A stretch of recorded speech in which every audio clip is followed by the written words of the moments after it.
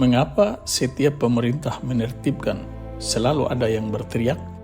Pernahkah kalian bertanya, mengapa setiap kali pemerintah mulai menertibkan tata niaga, selalu muncul suara-suara yang mengatakan ekonomi sedang hancur? Mengapa ketika izin impor dibuat lebih transparan, tiba-tiba muncul narasi bahwa harga-harga barang akan semakin mahal? Dan mengapa ketika perusahaan tambang diwajibkan membangun pabrik pengolahan di Indonesia, ada yang mengatakan investor akan kabur? Apakah semua kritik itu benar? Atau ada kepentingan yang sedang terganggu? Bayangkan seperti ini.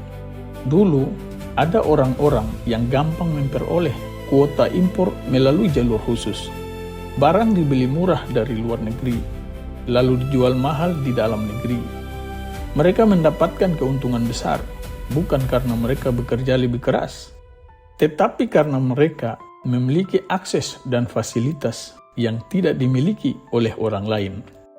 Ketika pemerintah Prabowo mulai mengubah sistem ini menjadi lebih terbuka, menggunakan sistem digital dan lebih transparan, maka keuntungan istimewa yang mereka miliki selama ini perlahan mulai hilang.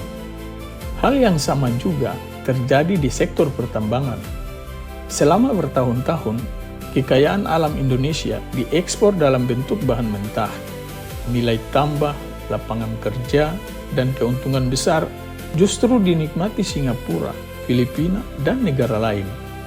Kini pemerintah meminta perusahaan mengolah hasil tambang di dalam negeri agar nilai tambahnya dinikmati rakyat Indonesia. Pertanyaannya, siapa yang paling dirugikan ketika keuntungan lama itu hilang? Bukankah wajar jika pihak yang kehilangan keuntungan akan berusaha membentuk opini di masyarakat? Mungkin melalui media, mungkin melalui influencer, atau melalui narasi bahwa semua kebijakan pemerintah adalah penyebab kesulitan ekonomi saat ini. Karena itu, sebagai masyarakat, kita perlu berpikir dan mencermati sebelum percaya informasi yang beredar. Siapa yang sebenarnya diuntungkan oleh sebuah informasi? Mereka tidak bekerja, tapi memiliki aset seperti pengusaha besar. Mereka hanya membangun opini, dan rekeningnya berbunyi. Siapa yang rugi ketika aturan itu dibuat lebih adil dan transparan? Dan yang paling penting, apakah suara yang kita dengar benar-benar demi kepentingan rakyat, atau hanya demi mengembalikan keuntungan segelintir orang dan para mafia ini?